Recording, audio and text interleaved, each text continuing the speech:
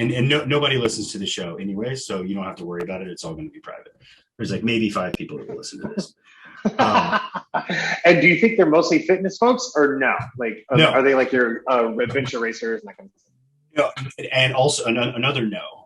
That's one of the reasons that I started this this show is because the last show that I had, Obstacle Order, was very, very hyper focused on obstacle course racing. And we did 156 episodes, 158 episodes. Holy and it was Moses. just like, yeah, it was just all OCR. Like, you know, how did you have that much to talk about? My God. Right? It was a lot of interviews, workouts of the week, catching up, race recaps. But at the same time, it was kind of like 3 years of that. It was. Oh my God, that's so crazy.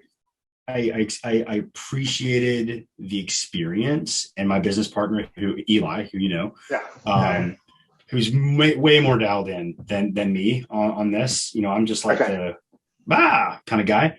Wait, dialed in what way? Like in terms of dialed in in the sense that like he's like, wait, hold on, I can't. Yeah, no worries. Okay, dialed in the sense that he's like, we need to get 3 more elite level racers on for the next month of content.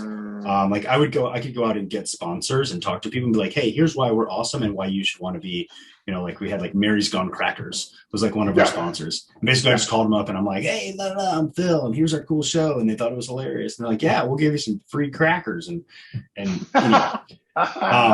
So Eli was dialed in the sense that like he would produce the show and basically I would get talent or get guests and kind of come up with subject matter. We would do that on our own, but I was also launching Burlingame Fitness at the time, and so my time was much more tied up than it is now.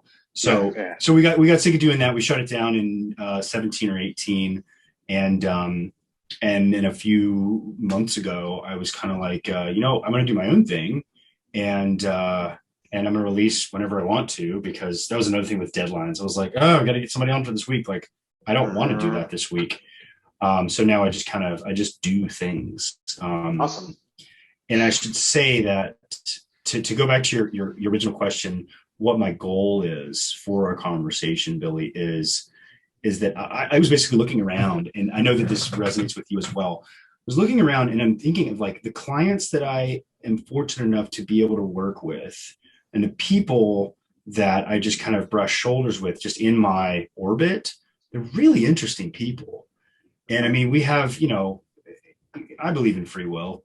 We have, you can choose to be where you want to be and interact with the people that you want to interact with. And I'm just like, son of a bitch, I have some really interesting people that I know.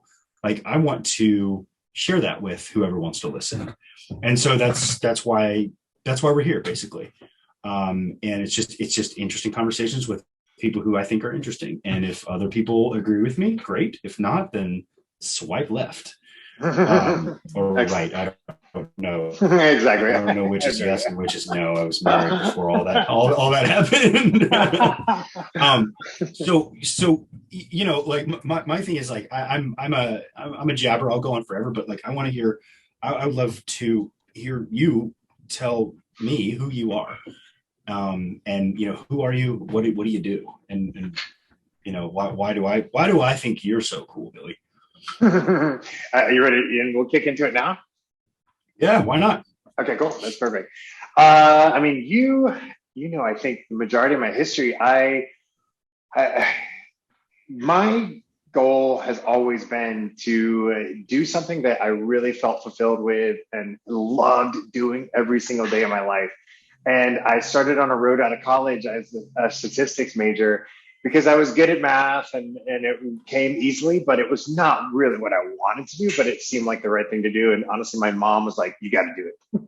So I did math and did technology for 4 years after school. And I hated it. I hated it all day long. And I knew there had to be something better. And I was doing fitness on the side and just really enjoyed workouts. And then I started teaching group exercise at night after work.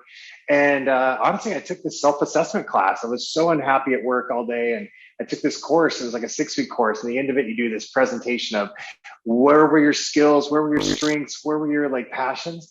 And I presented it to my classmates and they're like, why are you not a personal trainer?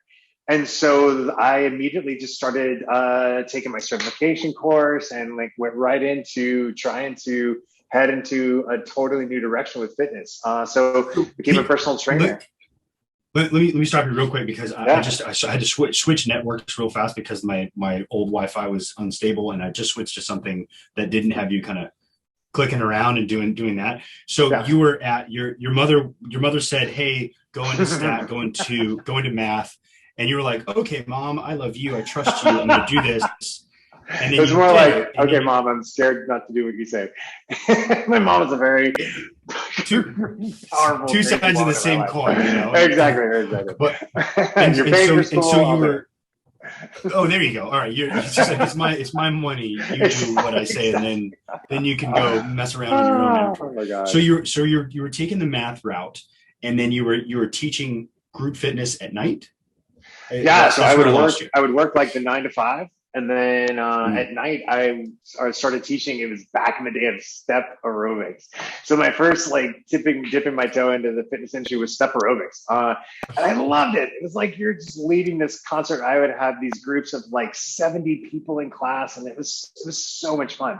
And so I was like, you know what? I need to be doing something that is in this direction. And so I took this self-assessment course, this course to help you figure out what you should be doing with your life. It was a 6-week course. I think you take all these tests like Myers-Briggs and like Gallup strengths test, and you really are trying to figure out what are your skills and your strengths and your passions. And you put this project together at the end of it, and I presented it to my class, and the class was like, "Why are you not a personal trainer? Like, you were built to do this." So I immediately started taking my certification. I got certified in 1998 and started independent training before and after work. And then spent the next year slowly transitioning out of technology into doing full-time personal training at a really tiny like basement gym here in San Francisco. And that, honestly, that was one of my, like, that was life changing because I finally was doing something I love to do every minute of every day of my life. It was when life really started getting to change and upgrade for me. So do you think that, so you went from something that, you know, was along the kind of cookie cutter path, and it was, you had your parents' blessing, and then you took a self-assessment class, which I'd love to know how you got into that class. Maybe it was just curiosity. For sure. But then you found something that really kind of, you know, rang bells for you. And you were like, I love what I'm doing here, and I want to take it. I mean, because the people who don't know you already, who are watching this or listening to this, they don't know what you do and the water that you hold in San Francisco. But we'll get to that. And I guess I wanted to say, like, I wanted to highlight like how important and how rare it is to find something that you're truly gets you out of bed in the morning. You know, that you are just like, son of a bitch, I am meant to be doing this. For sure. And it sounds like you found that early.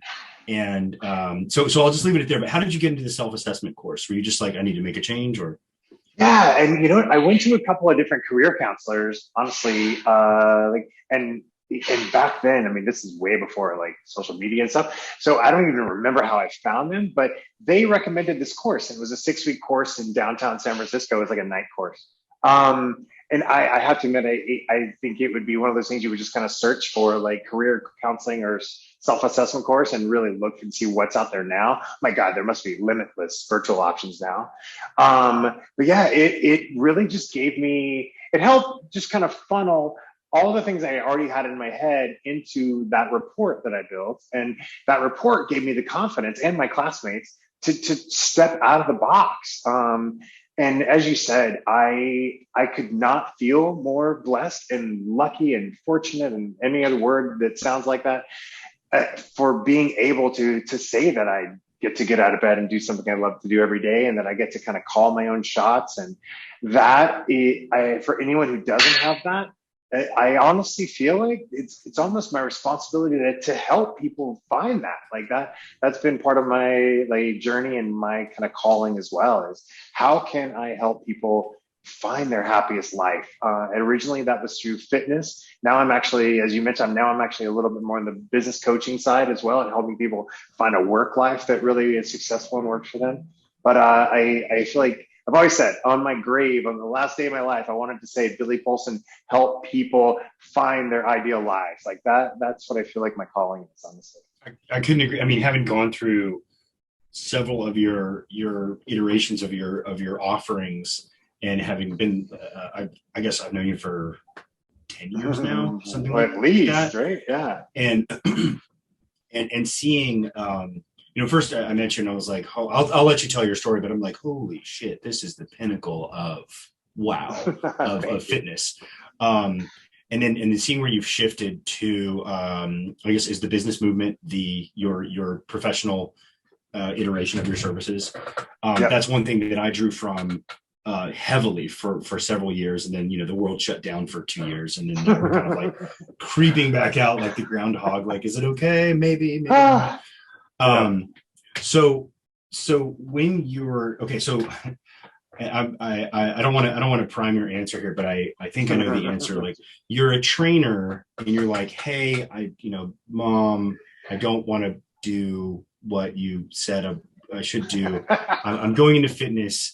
However, there was a term that I was listening to you speak at a national conference several years ago. And you're like, I love numbers and I'm an athlete. I'm a mathlete. And some of the things some of the systems you've set in place at your facility, I've borrowed and used at my own facility. Yep. And one of them was your absolute adherence to numbers and assessment and showing clients where they've come from. And I think that's really, really great. But before we get into that, can you just share how it is that you went from personal trainer to what it is you do now? And can you tell us, like, what do you do? It's tattooed on your arm. Like, what does that stand for? What is that? Let's let that cat out of the bag. Fully branded, exactly. So yeah, back in '98, started building that independent practice in that little basement studio. This is way before really fitness even started taking hold. Personal training was still very much a luxury item in a lot of ways. But it was this tiny basement. The ceilings were so low, you couldn't even jump rope in there. But we worked our butts off. We had a good time doing it. There wasn't a window in the place. We had no idea if it was sun up or sundown. But we were there. I was there building my practice for 6 years. And kind of the same thing happened in technology. I got to this point that there was a ceiling, literally. There was a ceiling in that gym that, like, you know what, there has to be more out of me being able to offer and provide a higher level customer experience, and as well as to give a place that my folks can run and jump and do whatever they want. So 5 years after starting the independent practice, I started writing a business plan to open a personal trainer facility that would, again, have giant windows and high ceilings, and people could do whatever they wanted. So in 2004, my husband and I, Mike, we opened DIAKADI Fitness, and that's what's tattooed on my arm. So it's an independent personal trainers facility, very much like Burlingame. And it is, again, my way of trying to help personal trainers in San Francisco with having an incredible facility to have their own independence and run their business out of, and have a great customer experience for their folks. We really tried to mash together that basement independent facility with a high level, like 5-star customer experience of like a spa, and mash those into one thing. And that was really our goal of building DIAKADI back in 2004. So yeah, 18 years later, still pushing strong. Yeah, it's amazing what you all have built, and I mean, we've both been around the block in this industry, and one thing that's always drawn me to your crowd at DIAKADI is that there's, no matter how tall the stairway is, you when I say you, I mean you and your people have always been without giving second thought to reaching back down and offering a hand to, like, let me show you how to come up to the next step. Let me show you what the next step looks like. Let me show you what this step looks like. Are you dialed in, in all the ways that you can be? Because in the training game, as you know, like, a lot of trainers are really disorganized and they can be lazy. And as an educator, it can be frustrating. As an educator and a team leader, I should say, maybe team leader first, it can be frustrating to want to show more. So like, hey, here's how much more there is out here with just a little bit more organization, a little bit more planning. And trainers are kind of like, nah, they should come to me. I've always found that is something that I have admired about you and your team. Thank you. And yeah, and honestly, exactly what you just described, that's kind of led to like my third iteration in what I'm doing in the fitness industry now. So now, after 21 years of fitness training, now I 100% focus on that business training. So I help independent trainers and studio owners with getting that part of their life and their business together. Because like you said, a lot of trainers and even some studio owners, they do not want to have to do the marketing and financials and systems. Like, that is not why they get into this. So trying to do anything that I can do to help them make that easy, or even to learn to love the challenge of that in some way. I will say this, shout out to my mom. Like, the fact that I was in that corporate job for those 4 years, that definitely helped me build a skill set to have that little bit of that business mind as well. So that balance was meant to be all along, for sure. Yeah, I think the creativity of being a top tier fitness professional and the organization of the academia that you come from, the business world, or what have you, and then finding that blend and then bringing it on a platform that is the business movement has been really invaluable to me personally, but to a lot of people that I know. And I mean, I love your newsletters, and I'm like, I don't have time to go to this seminar, but I would still love to learn these things. How did you come up with the name DIAKADI? Oh my gosh, we spent 2 days on thesaurus.com. Like, literally, I'm really not exaggerating. We really wanted something that would never be duplicated. Like, no one would ever, and any of the like current there's so much like, I don't know, like be your best and all these kind of like stereotypical like things that you'd find in the fitness industry. So at the time, I was training for triathlons and I was swimming laps in a pool, and I was just thinking about, I got to just make something up. It's got to just become like an acronym or something. And I had this tagline for my independent personal training practice that was, do it all and do it hard. Like, it was like, this is when I was much younger, and it was go full throttle and just like live your life at 110%. And so I started playing around with those words and the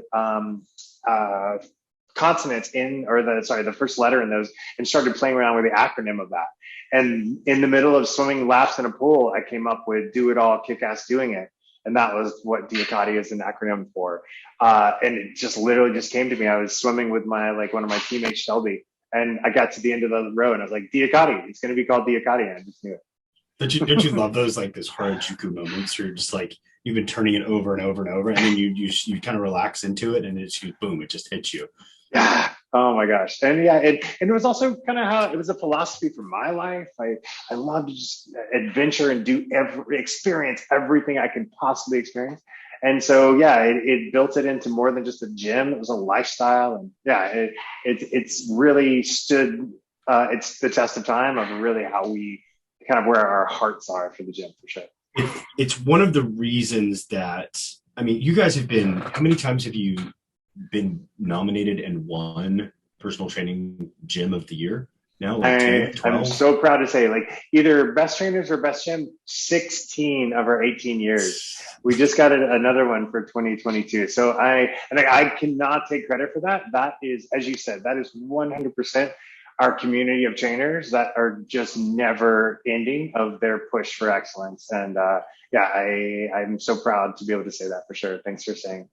Yeah, man. I mean, you're just like, son of a bitch, really? Wow. Oh, okay. That's a long time, and to just keep it going. The interesting thing about the it's a weird iteration of the word, but the uniqueness of your team is everyone has their own kind of flavor, their own vibe, and I think that's really something to be celebrated. So, and another thing, like you see some of the trainers that have worked at your facility, and they might be like off, maybe they moved away, but like they're working for like you know. I saw one trainer. He was on YouTube and he was advertising tonal, and I'm like, huh, look at that. There's Paul. Yeah. Good for him. Awesome. And then like there's all the so obviously like if your bar to invite someone into work at DIAKADI is at a level that is high enough to then allow them to go off on their own and flourish in whatever sense that looks like for an international brand to make them the face of that brand. Like you've got to be you're doing something right there. So I guess my question is what do you look for in, let's say, rewind the clocks 15 years ago for me, and I'm a fresh-faced young trainer about to conquer the world, and I come in and I'm like, I want to be a trainer. What do you look for in kind of what you call it, hiring talent or bringing people onto your team? For sure. But the biggest thing for sure is personality, glow, like just joy of spirit. That it's the skills and the knowledge of like programming and assessment and that kind of stuff. I really feel like is such a teachable skill. That personality connectivity of a coach is definitely it's the foundation that I think every quality trainer is built on. I mean, you have that glow and that vibe and that spirit and that energy in such a huge way. And like, you're a perfect example of that. It just exudes from you. That is number one, who we look for. It's that vibrancy. And then on top of that, which I think is almost as important, is the idea of finding folks who are really, really high confidence, but really low ego. So it's all about their ability. That's tough. It is tough. It is very tough, right? But it presents this individual who is so excited to share, so open to learning still, knowing that they don't know everything, excited to help other folks. It is the other like piece of the puzzle that is top of the list for us. Those two elements for sure. What do you say to people that just don't work out? Like not physically work out, but like when it's just like they're not a good fit. Do you suggest that they go to other studios, or maybe, I mean, how do you let people down? I mean, it's we're what, 20 minutes into the interview now, but like people can gauge that you're a pretty nice guy, and like, so how do you let's say just doesn't work out, like how do you let them down? Trust me, it happens. It's happened recently. I feel like my job, my responsibility it's almost like the godfather of DIAKADI. I am the protector, the guardian of this family and this community. And it is my job to create and maintain a space that has all those branded elements that I've said, like, again, glow and positivity and support. And we can talk a little bit about the Ubuntu philosophy. I don't know if you and I have ever talked about this. What is that? Spell it for me. UBUNTU. Ubuntu. Yeah, UBUNTU. It's a philosophy, a South African philosophy from Desmond Tutu, is one who really kind of made it popular. It is the idea of I am because we are, and it is the philosophy of you are not a whole without everyone around you being with you and being in support, and you're supporting them. And it's truly the community that makes us who we are as individuals. And I really feel like my responsibility is to protect our community from folks that will just not be an ideal fit, because it's not only just protecting us. That sounds really elitist.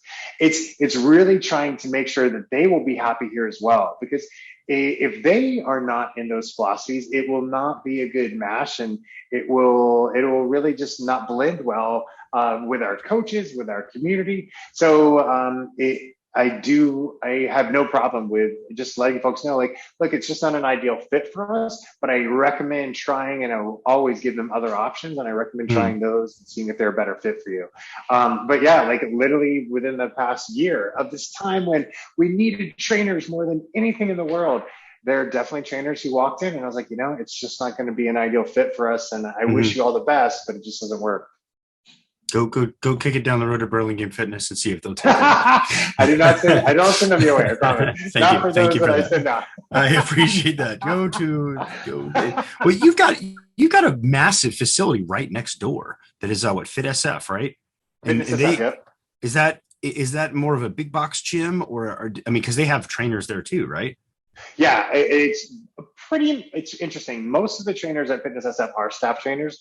I do believe the one next door, they still allow independent trainers because they had always allowed independent trainers. So they have all these like grandfathered trainers there, but I don't think they allow new ones. But yeah, but oh my gosh, it could not be a more opposite representation of vibe and community. And again, not to put them down in any way, it's definitely more of a typical what you think of as a gym. It's you would like folk like packed and like lots of machines and sometimes a kind of a bar pickup vibe to it. Like it's definitely like what you picture of like a broy kind of gym. That is the arch nemesis. So funny. Like who we are. A bar like, pickup. Yeah, that's funny. The fun thing is I'm literally quoting words from clients that come over to us after having it being not a good fit there. And they come to us because our community, we have a lot of folks who've never been in a gym before. Well, we don't have many mirrors in the facility because we have a lot of folks who don't want to be seen in a mirror. They're not ready for that yet. So it is a facility that is truly one that tries to create a comfortable space for folks to feel supported and challenged on their own level. And they'll be in someone who's trying out for the Olympic fencing team, working out beside, we had a kindergartner who was having trouble carrying her lunch tray at school, working out beside a grandmother. So like it is the biggest mix of folks in here that all feel comfortable and challenged at the same time. So that's kind of what we've tried to build from day one. Yeah, it's a very inclusive environment, sure. And I think that's something that we've tried to emulate at Burlingame Fitness also. Awesome. One thing that I think is of note also is some people come to private facilities such as DIAKADI for the anonymity of it. Of I don't want people to know who I am. I don't want to be recognized. I don't want to be talked to. There has to be a barrier for entry to even come in here. And you're either working with a trainer or you're not. Yeah. And I think that's one really, really admirable thing about the business model that you and Mike have created is that it's not exclusive. It's not excluding. What I mean when I say exclusive, but it's respectful of the privacy of others. And at the same time, one thing that's really great when you go into your facility, people are like, hey, how are you today, Phil? Or, hey, how are you, Eli or Todd or John? And it's like, I'm good. And it's like, awesome. Have a great workout. Bye-bye. And it's kind of like, it's turned into kind of the new golf course a little bit, where people like, if they want to congregate and like, hey, let's chit chat about that idea I had. And, but, or maybe let's lift some heavy stuff and then make some plans for something, kind of off site. One thing that I found is a really nice kind of perk of our business is that, because it's something that you cannot, like, it's a little bit private and people can tell you who they are if they want to.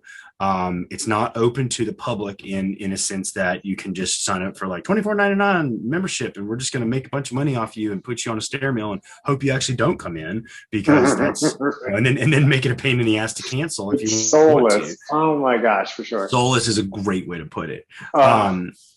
And I guess the other thing is like, it's the one you'll have, these people with many commas behind their names who you don't know that. And then you'll have like the just regular lifter guy, I guess, or girl. And then they get together and they work out. And I mean, maybe they have the same trainer, or maybe, whatever. So, I saw you doing some deadlifts the other day. And then everybody's just kind of equal, because they're all trying to build something. The only thing you cannot buy is your fitness. The only thing you cannot buy. And well, you could probably buy respect, but it's not really respect. But you just have to build it up from the ground. And that's one of the things that I think that you all have captured that magic very well, and are continuing to build on. Okay, so yeah, absolutely. I mean, every word of it, man. So where did the business movement come from? And first of all, let me comment on your background. Like, I love that your background is like a messy of your mind. Exactly. And like my background is like, with some of my other guests, they're like, Jesus, Phil, you've got a lot going on back there. I'm like, this is my office, this is my life. This is truly yours and mine both representing our brains. Like, yeah, but I've got the bar in the back. That is brilliant. I was so impressed you had a globe. I was like, oh wow, that's very fast. Well, I've got two globes. One is for drinking, and one is for right. That's brilliant. I love it.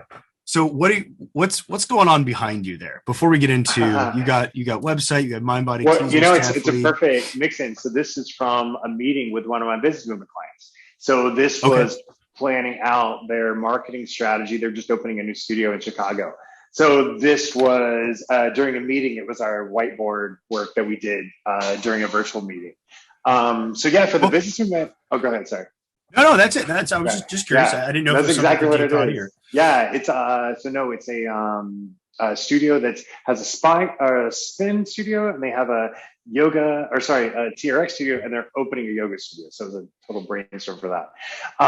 But yeah, the business movement, it grew out of our in-house support for our independent trainers. So our trainers, as I said, when we gathered together this group of independent business owners in-house, we knew that we wanted to offer them like fitness and education and assistance on like programming and assessments and that stuff.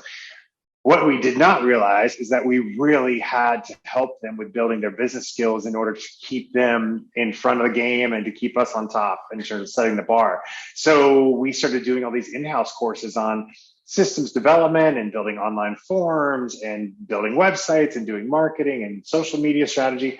So we started doing all this in-house. And then honestly, back in 2015, we are like, you know what, we should take this show on the road. We should start doing this and like have conferences here and invite other studio owners and other independent trainers in. And I think this is about the time that I met you, and we started because I was like, you know what, this is information that everyone in our industry needs. So that is when we started the business movement. And we, again, now it's grown into, we do lots of conferences around the world again. But I work individually, virtually with studio owners and independent trainers around the world on building their systems, building their financial plans and strategies, and marketing, again, strategy and their customer experience. Those are really the main buckets I work with folks on. Excellent. And one thing I've always been really kind of fascinated with is how you select and deliver the subjects that you do. And so I guess I just have to ask, like, so here for the listener, I'll get an email. Is it bi-weekly or no, it's bi-monthly. Yeah, just a newsletter. Yep. Okay, so get a newsletter and I read it. I'm like, son of a bitch, that's a good idea. And then I'll either jump on board or try to make time for it. But it's every time that you're doing something, it always seems to be like it's just like, yeah, that's a great idea. So I guess my question is, like, how do you know? Maybe it tells something a little bit about my organization. How do you know exactly what is going to be useful to your audience of contractors, studio owners, etc.? How do you select that content? For sure. The great thing is that, and the same is with you, I assume, like we have 45 trainers currently in house. So I get a lot of great feedback from them of where their needs are, where they're dropping the ball, where, like, for example, I'm doing some referral matchups this week, and and even over the last few months, I've noticed the trainers that have an automated scheduling system are booking clients far quicker than the folks who are going back and forth. How about Tuesday? How about Wednesday? And it's just like this nightmare of scheduling. So that gives us great, like I just did a social media post on that. Like, you have got to get to automated scheduling using like a software like Calendly or something like that. I mean, even myself in the business room, that completely changed my life in terms of being able to quickly grab appointments with folks and make it all like literally one click. So it's usually a lot of that comes from our in-house feedback of where our trainers are and what they're needing. And then going to the conferences, working with my clients from all over. Again, I see kind of where their big weak areas are, and really try and, again, develop just a clear system. I have a total math brain. So the way I like to teach is by giving a very like distinct system and set of action items to go through and kind of like assess what's going on with your business, educate you on the best practices, and then give you an action item list on how to get there. So it's really, again, finding the problems from all the intake from DIAKADI and folks that are doing their own stuff around the world, trying to build a system of that, and then pushing that back out to folks. So it's just an easy checklist for folks to do. Okay, that makes sense. If you had any superpower, what would it be? Yeah. I like, on your pre-questions, you sent a couple of these, and I totally giggled at this one. Honestly, mine would be to get 8 hours of sleep in 5 minutes. Like, that would be. That's a good one. I haven't heard that one before. Totally be mine, because I'm just one of those like personalities that I always have way more on my list to do than I ever could possibly have time for. And it's because I'm putting it on the list. Like, I'm literally making these lists that are impossible to meet. So if I could gain those 8 hours and have 8 more hours in my day every day, oh my God, that would just be the best. That's a great answer. That's, like I said, that's unique. But you would never stop. I mean, I think that goes in your personality. It's like, there's so much to do. There's so many people to help. There's so many iterations and optimizations to happen. But that's a good one. I will not forget that. And so, do you think that aligns with what do you feel that you have a superpower that you actually do have, like if there's something you're really, really good at? Yeah. And honestly, this has especially come out over the last 2 years, obviously, of the test of all of our superpowers. What I consider one of my superpowers, are the things that I really thrive off of doing, is problem solving, and really a lot of grit in, like, just constantly, there's got to be a solution. There's got to be a solution, and looking at every possible alternative. Oh man, the last 2 years have tested that superpower, as you know, very well know, more than we ever could have ever thought was possible. What it did also test was one of my weak areas, which is work-life balance. So it really brought out the fact of, like, okay, yeah, you are a problem solver and grit, but you will literally run yourself into the ground unless you take some time to refuel and balance out your life and recover and sleep enough and all that. And there were many months and weeks that, yeah, I was just tapped. I could just feel it. I just had no adrenals left. And so, my superpower is having the power and the resilience to just solve things that come at me. Mm-hmm. But I have to fuel that superpower with having better work-life balance. Like, that was my learning lesson for sure.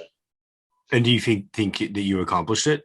I'm working on it. Working on it. Yeah. I'm working on it. Yeah, work in progress. Yeah, it's for sure. It's as you said, like, a lot of us are still in the trenches and really trying to dig back out of just the roller coaster.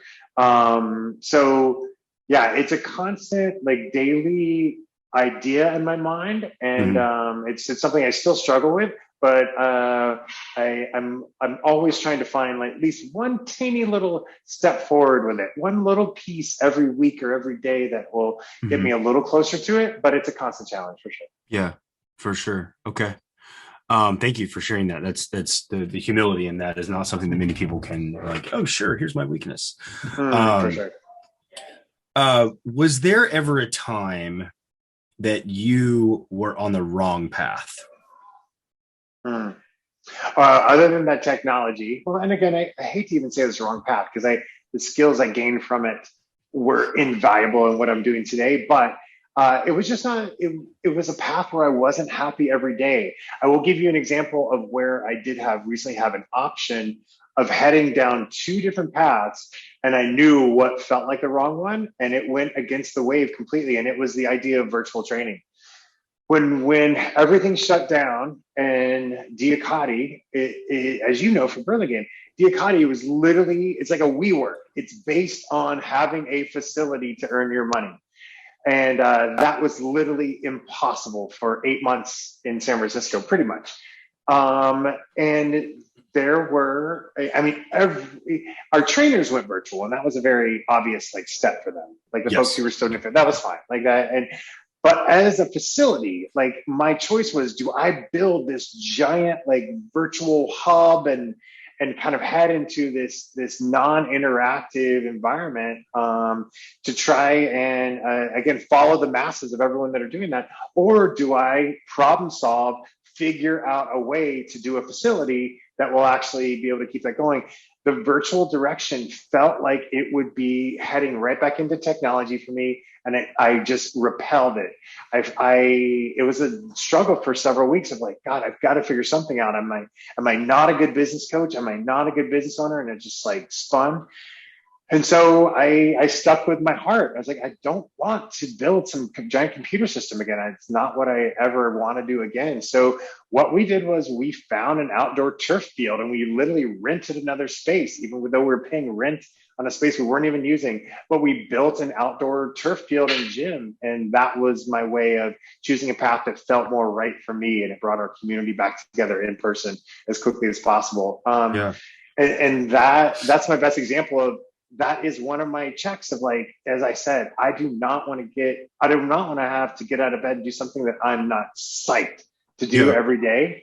And I kind of refused to do it. I was like, even if that means we had to claim bankruptcy, shut down the gym, move to Tahoe, whatever it was, I was like, I'm willing to do that because that will give me more joy than doing something I don't want to do when I wake up every day. And it was a hard, scary choice, but that was the choice I made. You're at least sticking to your principles of what drives Billy Polsen. Yep. So why not the virtual space? And I mean, I'll just leave it at that. Yeah, the biggest thing for me, because it wouldn't be me doing the virtual, because I do virtual with my business movement clients like every day, like that is fine. It was that I was going to be building this like virtual hub to advertise trainers, like that was the idea, because I wasn't going back into fitness. And it would be building this technology platform to try and market our trainers through it. And I honestly, one, again, I didn't want to head back into doing that much technology. Two, I saw it as a short-term, like something that would just be filling the gaps until DIAKADI opened its doors again. And the amount of investment of time and energy it was going to take to build what I would want as an above and beyond level customer experience and service and offering, the amount of resources it would take to build that did not make sense for the return on the investment, especially for what I saw as a short time period. It was a strategical decision as well as a very emotional decision for me, for sure. So let's say just ideal scenario, if you were to, and I ask this because it's something I've been toying around with also, for sure. Is the ROI worth it for the energy and the time that you'd have to put in? What would be the ideal scenario for a virtual offering that meets the requirements of you? And what, like, how would you monetize that? And just that's the problem, right? The monetize, especially for our business model where we're doing independent trainers. I mean, the obvious monetize is you would have to only have staff trainers for the virtual, the product, right? I think that's the obvious first answer, is that you would bring on staff trainers who handled all the virtual, and you would get a cut of every session, right? Right. But who wants to do that? Yeah, I'm not. Again, I'm not. That's why I did an independent studio, because I don't want to babysit a bunch of staff, right? The other side of that is you could do it with independence, but you have to develop a tracking process of. It would need to be. And I will say, a side note, I do think a lot of the big software companies have come up with kind of turnkey solutions for doing these types of things. Like, I know that like Wellness Living and some of the bigger software companies have big virtual elements in their client management software programs that you could probably turn on very easily now. The other half of it, though, is that DIAKADI, our brand, is built on intense assessments and truly individualized programming. And you can kind of do assessments over virtual, but I was honestly playing for the long game. I really feel like that in-person practice is really, again, what most of our folks are comfortable with. They get the most out of. What is, the most efficient and successful programming is always, in my opinion, in person. So I just couldn't come up with a way of solving that problem without wasting a ton of money and eventually maybe even turning it back off. And as things came back in person, I really wouldn't want to be sending anyone virtual. I'd be wanting to get them back in person to pay our bills and pay our rent. So you and I probably have had a lot of the same like wheels spinning of like, how can this thing do what we want it to do? I do feel like a place like Fitness SF, I do feel like all of the big gyms, I think they're trying to keep their toe in that virtual environment and have like some downloadable workouts. But I think it's really more successful on the group fitness side and the generic programming side.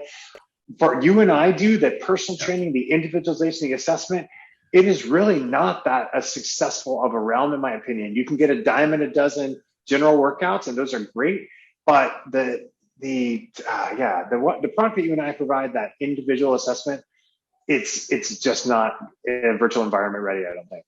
I agree with you. There is a company that I know of that has an integrated technology where, let's say you're doing a virtual workout, and like I'm watching you do a squat.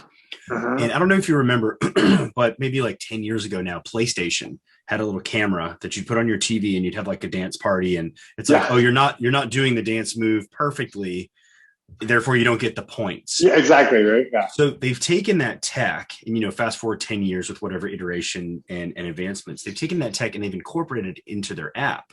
And so any asymmetries that you can see, like, hey, your right knee's not turning out like it should, maybe, and then that therefore could possibly lead to less glute activation on the right side, et cetera, less ankle inverse, blah, blah, blah, blah, blah. And so what they've done, that's one of the main things that that drew me to their platform is one of the creators, a friend of mine. He was telling me about this, and he's like, oh yeah, we can see where, if there's asymmetries in your movements, or if there are basically, we can assess via remote. And I'm just kind of like, son of a bitch, that's interesting, because it takes it from the kind of like biceps and hair gel fitness and brings it into the more scientific realm of actually fixing shit and like making sure people are moving efficiently and training intelligently. And so anyway, I just thought I'd throw that out there, because I wasn't sure if you come across them. They're called Remote Coach. But it's a pretty, I've tooled around with some of the other apps, so it's like just basically delivering programming. And with these guys, they've got something that's more unique by incorporating that and integrating it through, I can see, if they're wearing an Apple Watch, I can see on my screen or my phone or whatever, like what their vitals are also, awesome. Which is, it's pretty cool. Yeah, it's pretty cool. So I'm just kind of like, wow, this is, let's talk more. What do you see where would be the ideal role for that in terms of like our business models that we have now? What would you think? So as a value add, for let's say someone comes in and the trainer is like, I charge $200 an hour. And for whatever reason, that doesn't mesh well with the needs or the abilities of the clients to financially do that. And then they say like, well, okay, not a problem. What it sounds like you might need is a kind of a baby brother version of Philip Levy Fitness offering. So while I'm going to bring you in for an assessment once a month, and then what I'm going to do is I'm going to set you up on remote coach, and we're going to program for you. We're going to go through, the usual, like, what do you have at home? Can you push? Can you pull? Can you squat? Can you twist? Can you hinge? Can you press? And they say yes. And you're like, great. And so you come up with programming for them, and either they're doing it well, and they do it on their own because you've cleared them through the screen. This is how you squat well, et cetera, et cetera. And then as a client of Philip Levy Fitness, I then, because it's DIAKADI's white gloved version of the platform, then you come up with a pay structure of like, hey, this person, because you're not trading dollars for hours as a trainer anymore. Right. And you as the business owner have this umbrella of service that each trainer can pick and choose from. And it's like, hey guys, like, I mean, what are trainers, their main dilemma is like, you only have so many hours in the day. So I'm going to do 8 sessions a day. Like, no, thank you. Not anymore. So what if you do 5 sessions in a day, and then you've got 5 other clients that are on your remote coaching platform, and they do their workouts, and their programming is there, but the difference between this and like Trainerize or True Coach or some of the other ones is that you can actually see how well they're moving and what their vitals are. So you've got that data, which I know you love. You've got that data, and you've got that kind of gamification, if you want. Excuse me. So there's a bit of Orange Theory in there also. So you're thinking like, yeah, you would assess, individually program, and then when they do their workouts, you would not be there, but remote coach would watch them, give them feedback during the workout, and then send you kind of a report. Here are the options. Yes, here are the options. And I'm speaking from a bit of a pedestrian viewpoint here. I've looked at the platform, I've used it, I've got my own thing going, but as far as like from Burlingame Fitness, I'm toying around with kind of like, is that worth it? And the more time I spend with the founder, I'm kind of like, yeah, it seems like once I set it and forget it, like this is a good thing. So what you can do is you have the option of being, I'm on a session with you right now, dollars for hours. That's easy to do. That's no big deal. But you've got the vitals on your screen also live. And you're doing your workout. You go, good job. You burned how many calories, and you're that much closer to your goal. And it's just kind of the basic what we do. But then on the other side of it is the kind of set and forget of Billy, you've got time we know you need to sleep. We know you need to fuel. We know you spend 8.5 hours every day working on the stuff behind you. You need to find 30 minutes to get this workout done, and it's going to complement where you need. We all need better glutes. Maybe you want some more extension promoting movements, just the basics. So you're either going to go to FitSF and do it. I don't care. Maybe you're sitting in your living room with a band around your feet doing this, and you're doing your homework, and all of a sudden you've created a cost-effective option for the consumer, and then you've got a residual revenue stream for not only DIAKADI but also Billy Polsen Fitness and Philip Levy Fitness and whoever fitness that's under DIAKADI's umbrella. And I've the more I turned it over in my head, I'm like, okay, so you just come up with a simple agreement. It's like, well, every single client that comes to you as a trainer, as a fitness professional, is ready to buy, because we're in the private sector, and it's your lead to mess up. Either you don't do a good job establishing your value. Maybe it's not a good personality fit, but that usually doesn't happen because they're screened. And they go, oh, it's not for me. It's too expensive. Or that's what they say. And you go, no problem. So what we need here is we've got something for that, something that's more cost effective for you. And you can set the price at whatever you want because you're not trading dollars for hours anymore. So who cares?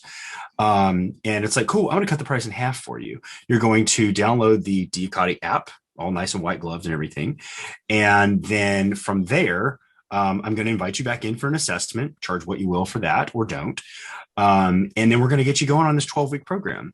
And we're going to make it, then it's just the basics. We're going to make generic, we're going to tailor it specific to your needs and your locale and your schedule and maybe nutrition's in there, recovery. And then there's levels of service that are within that. But big tangent there. Big tangent. No, it's good. I'm taking notes. It's good. But it's something that I'm playing around with because I am done trading dollars for hours. And what I'm really into is how can I, here's the kicker. How do you get your team to buy in to want to do this? You have to make it as fire and forget as possible. Like, hey guys, do one assessment. Maybe you make like 5 programs that are pretty run of the mill, or maybe you have a manager that just like I have an assistant that does a lot of my programming for me. And I check over, I've trained him how to program. And they all look good. I mean, it's like programming is not that hard. I don't think it's just the problems that come up in between. Like, oh, hey, my shoulder feels, no. It's like, well, your shoulder's elevated. It's rolling forward a little bit. So what I want you to do is, some opening exercises. So that's the tough part. The trick is the buy-in. That's where I'm really having. That's my big. Like, you can build the systems. They're already there actually. But like, how do you market it? How do you launch it? How do you promote it? And how do you get your trainers to, I mean, as a mathlete, I think money always speaks. It's like, cool, you're making 10 grand a month. You want to make 20? And I'm like, okay, how do we do that? Well, you do it. The bricks aren't going to be as big, but you're going to put more of them in the wall and you're going to reach more people and you're going to have more content to, let's say you want to do a live class, videotape it. There's a record function. Right. So like, cool. So every hour you're doing now, I don't even remember the body garage thing that I was doing 2 years ago, just try to keep everybody sane when the pandemic came. I recorded maybe 20 of those, but I was doing it every day for like 3 months. And they're just all on YouTube for free now. And maybe 10 people have watched it. I don't know. But like if I wanted to monetize that, like it's there, cool. But I've got other poles in the water. So with Remote Coach, it's you have the option to basically like, I'm going to work this hour, but this hour is going to be recorded and then I'm going to start building my library. Boom, boom, boom, boom. And you see how quickly that builds. And then you've got, you can do whatever you want with it. Like, let's say, one of your trainers wants to, I've got this library now. It's like, well, cool. You built it on DIAKADI's platform. So we're going to need 10% from whoever buys it or whatever your percentage is.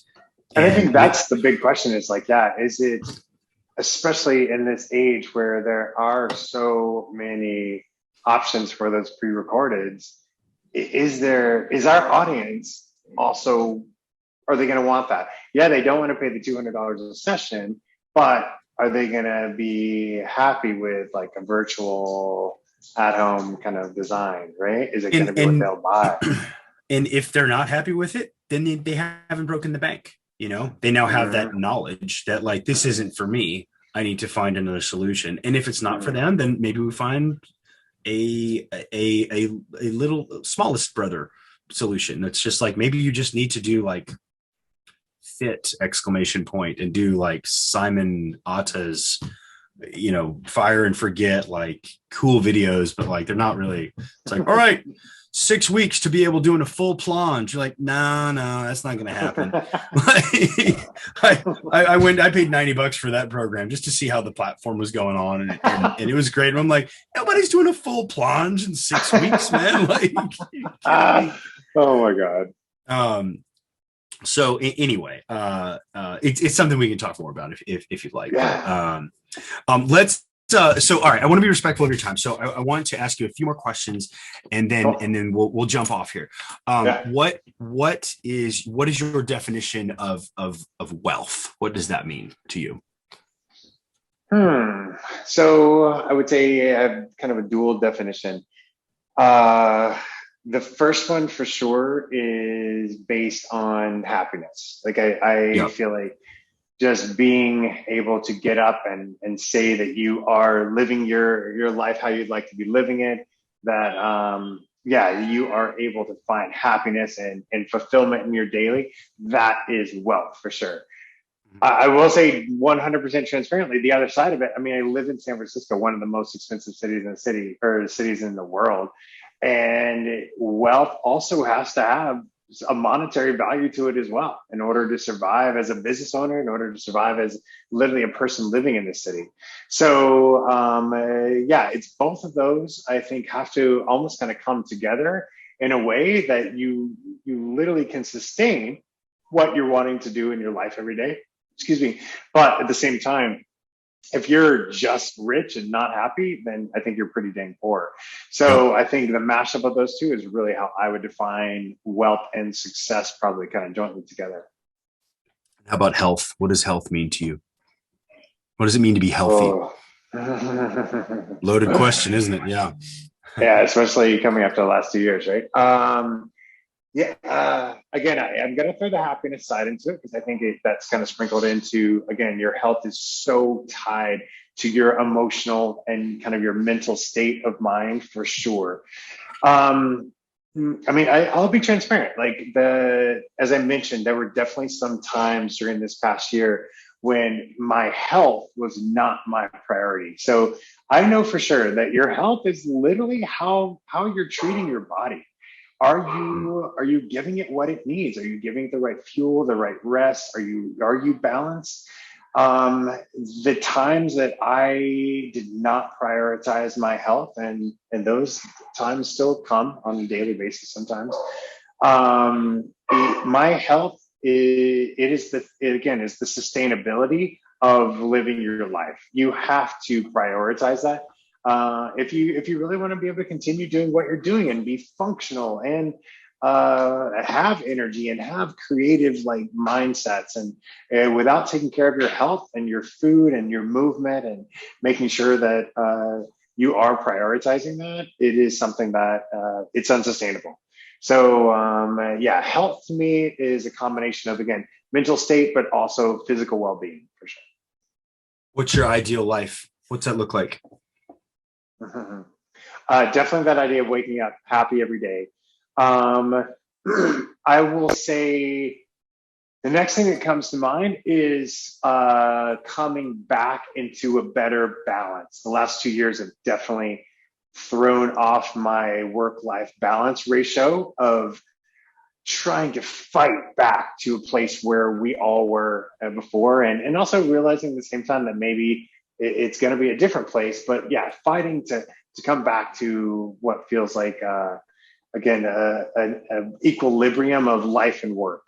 Because I do think life is too short to work too hard, even though I love what I do. And I'm so fulfilled by doing this and by talking to you and stuff like this and brainstorming virtual training options. I love that. But there's got to be some balance of doing things that are adventures and new things and getting out of your box from every day. Because otherwise it's just like a Groundhog Day. So my ideal life is to, again, come back to a little bit of a better work-life balance. And that's something I'm still working towards every day for sure. Yeah, I couldn't agree more, man. I mean, that the pursuit of perfection, knowing that it is unattainable because we're humans, I think that's what I would add to that. That's kind of my 2 cents on what trying to be better and the work-life balance. You hit the nail on the head. All right, my friend. Thank you, Billy Polsen, entrepreneur. No, it's been so fun. coach to the stars of the world. Is there any other kind of shout outs you want to get? Like where can people find you or business movement, DIAKADI? You want to throw that out there? I'll put it in the show notes too. Yeah, definitely feel free to check us out online or on Instagram. It's DIAKADI.life for both of them. Instagram and our web address is DIAKADI.life. And definitely feel free to check us out. Also, it's Business Movement, thebusinessmovement.com. Again, for fitness, business, coaching, and any type of support. Lots of great blogs and podcasts and videos on there as well. So yeah, if I can ever help in any way, don't hesitate to reach out. All right, Billy. Thank you so much, man. Thanks, Philip. It's so good to see you, bud. I hopefully see you in person next time soon. Yes, sir. Bye bye. I'll talk to you soon. Bye, man.